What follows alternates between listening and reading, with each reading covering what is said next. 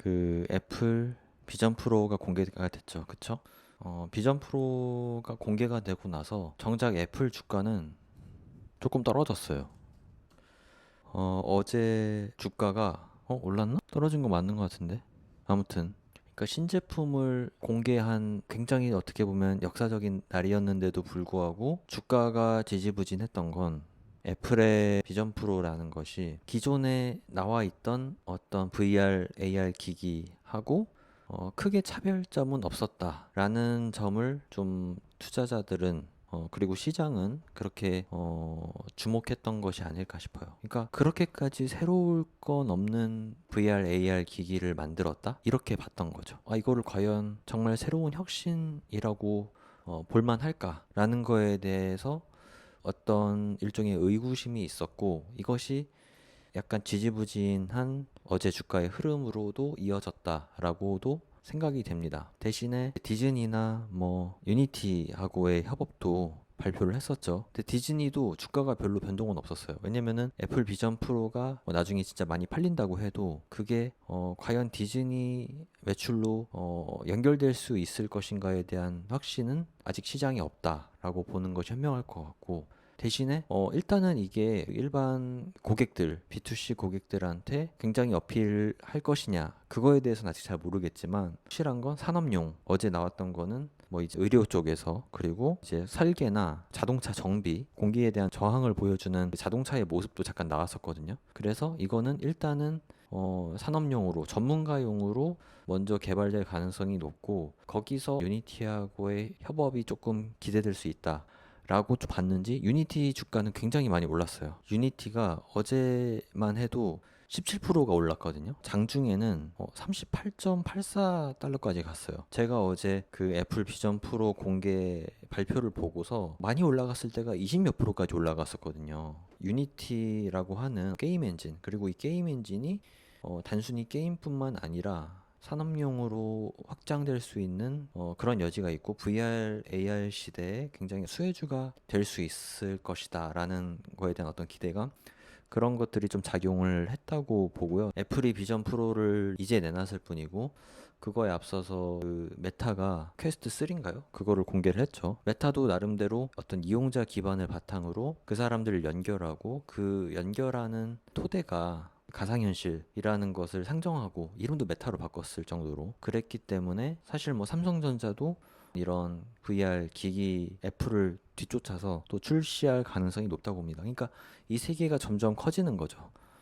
그래서 관련된 수혜주 한때 이제 그 코로나 시절에 메타버스로 잠깐 반짝였지만 지금 다시 한번 그 세상이 열릴 수도 있겠다라는 어떤 단서를 애플이 던져줬을 거라는 생각도 합니다. 그래서 뭐 유니티도 지켜봐야 될 거고 또 로블록스라는 주식도 관련 주식이 될 수 있을 것 같고 또 얼마 전에 핫했던 엔비디아도 단순히 AI를 넘어서서 원래 이 회사가 이제 GPU 만드는 회사니까 그래픽을 잘 돌리기 위한 중요한 이런 것들을 만드는 곳이잖아요. 그래서 엔비디아는 여기서도 사실 수혜주예요. 메타버스, 뭐 VR, AR 이 산업에서도 사실은 엔비디아는 여전히 수혜주고 분명히 어떤 시대의 요구를 반영하는 그런 제품들을 생산하고 있다라고 보여지고 이제 오늘이 사실 역사적인 날일 수도 있고 아닐 수도 있어요. 왜냐면은 이제 이 애플 비전 프로라는 것이 지금은 어떻게 보면은 굉장히 좀 투박하게 나왔죠. 사실은 그래도 많이 슬림화를 했고 경량화를 이뤄냈다고 저는 보이긴 하는데 그래도 아직은 조금 부족한 점도 많아요. 보니까 뭐 배터리도 연결돼 있고 뭐 그런 게 아니면은 뭐 달랑달랑 들고 다녀야 되더라고요. 뭐 2시간 정도밖에 못 쓴대요. 그래서 아직은 좀 부족한 부분도 많고 그리고 실제로 한번 써봐야 되겠지만 이거를 썼을 때 사실은 되게 어지럽고 불편할 수 있거든요. 지금까지 VR 기기들, AR 기기들 써보면은 잠깐은 신기해. 그런데 계속 이걸로 뭔가를 하기에는 쉽지 않겠다는 생각이 들었던 게 사실이거든요. 근데 비전 프로도 어떤 비슷한 단점을 안고 있을 것인가 라는 생각은 들고 그리고 이게 VR 기기를 써보신 분들은 알아요. 막상 그 앱으로 뭘 구동해서 뭘 해보려면은 생각보다 되게 조악하거든요. 껴봤는데 속에 들어있는 것도 뭔가 화질도 구리고 이거 뭐 제대로 넘어가는 느낌도 없고 직관성도 떨어지고 UI가 별로라는 느낌도 사실 굉장히 많이 받고 이런 점들을 얼마나 해소해줄지는 모르겠지만 일단 가격도 사실 비싸죠. 가격도 우리나라 돈으로 뭐 거의 4, 500만 원 정도 되는 걸로 알고 있어요. 일단은 일반인들이 구입해서 쓰는 사람은 정말로 충성도가 높은 어떤 애플의 팬들 아니면은 사실은 쉽지 않다라고 보여지고, 이거를 또 뭐 아무리 산업용으로 좋아도 직장인들이 쓸 것인가, 그것도 당장 누가 사무실에 와서 저거를 쓰고서 뭘 일을 한다고 생각해봐요. 사실은 쉽지 않고, 뭐 디자인 계통이나 뭐 의료 계열이나 그런 어떤 시각화를 통한 업무가 중요한 일들이 있잖아요. 뭐 공장에서 쓴다든지 산업 디자인 뭐 그런 쪽에서 쓸지는 모르겠는데, 그런데 아니면 지금은 당장은 잘 모르겠다라는 것이 제 생각이고, 지금까지 조금 아쉬운 점들을 얘기를 해봤는데, 이거의 어떤 극한값을 생각해 보기로 해서 이 기술, 이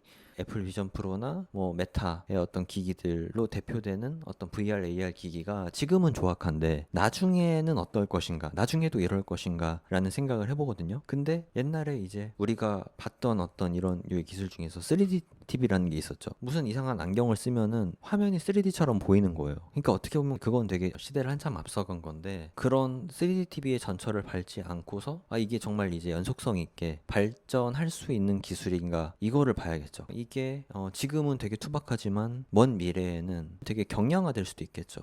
안경을 쓰는 것처럼, 제가 지금 쓰는 것처럼 여기에 모든 센서랑 카메라가 다 들어있어. 그리고 지금 배터리도 따로 뭐 한다고 하는데, 그럴 필요 없이 지금도 뭐 사실 아이폰이나 노트북 바로 거기다가 그 케이블 꽂아서 충전하잖아요. 그런 것처럼 이것도 뭐 배터리 달고 뭐 어쩌고 할 거 없이 여기 이 전체적으로 그 배터리를 씹는 거죠. 그래서 이 기기 자체를 어디 케이블에 연결하고서 좀 두면은 뭐 충전이 금방 되는 거, 뭐 이런 식으로 구현될 수도 있겠죠. 그러니까 부품의 성능은 굉장히 고도화되면서 경량화되고, 또 규모의 경제를 갖추면서 가격도 싸지고, 그렇게 되면은 뭐 여기 뒤에 뒤통수로 둘 필요도 없어요. 무슨 밴드로 이렇게 뒤통수로 두르고 있던데, 그냥 이렇게 안경을 쓰듯이 가볍게 쓰고 여기 안에 모든 기술은 더 발전돼 있고, 그때는 정말 안경 하나만 쓰면 굉장히 고도화로 구현된 증강현실, 가상현실 세계를 편하게 이용할 수 있는 거죠. 이렇게 한 다음에 뭐 손가락으로 이렇게 제스처를 통해서 사물을 본다던가, 아니면 뭐 영화를 본다던가 게임을 한다던가, 뭐 그런 세상이 올 수가 있다는 거죠. 그리고 애플이 제일 먼저 만들었던 게 이제 와치란 말이에요. 손목 시계로 만들었던 거.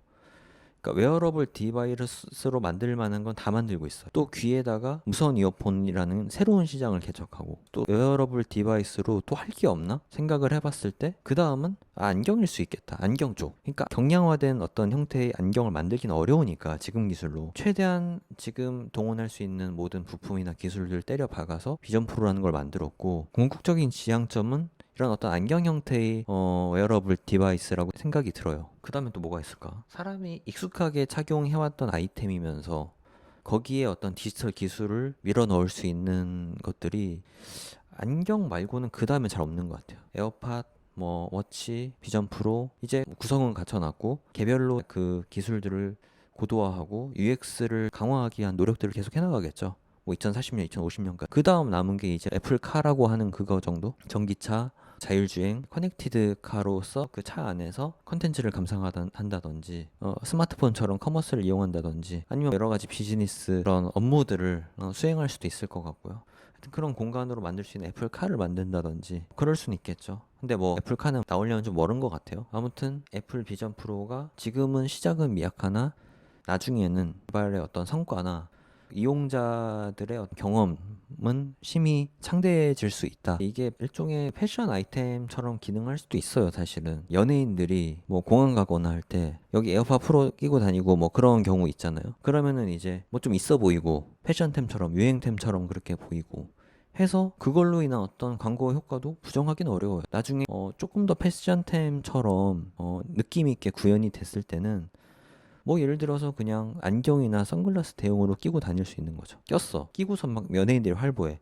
뭐 블랙핑크 제니 같은 그런 분들이 이걸 끼고 다닌다? 뭐 공항을 다닌다? 뭐 어디 길거리를 다니는데 뭐 이걸 끼고 있다. 아니면 뭐 거꾸로 끼고 있는다든지 귀 뒤로 걸치는 거, 그런 거 있잖아요. 깔쌈하게, 더 디자인을 깔쌈하게 뭐 가볍게 만들어가지고 끼고 다녀. 뭐 2035년에. 그러면은 그걸 보고서 또 역시 애플이다. 근데 막상 껴보니까 또 기능도 좋아. 뭔가 경험이 달라. 그러면은 역시 애플이다. 또 이렇게 생각할 수도 있는 그런 패션 관점에서 굉장히 또 좋은 IT 기기의 한 축으로 자리 잡을 수도 있지 않나 라는 생각은 저는 해봐요. 처음 아이폰이 나왔을 때, 갤럭시가 나왔을 때 사실은 뭐 거기까지 갈 필요도 없어요. 에어팟이랑 애플워치 처음 나왔을 때도 조롱을 받았던 것이 사실이에요. 뭐 콩나물 모양이다, 이상하다, 아 저게 뭐냐, 그런 상황에서 어쨌든 기술이 계속 개발이 됐고 사람들 눈에도 그게 익는단 말이죠. 아 저게 써보니까 괜찮구나, 써보니까 좋은데, 이런 어떤 좋은 고객 경험들이 하나씩 쌓여가고 그게 무시할 수 없을 만큼 증폭돼서 아 이게 정말 좋은 기기라는 확신이 시장 전반에 퍼지면은 그때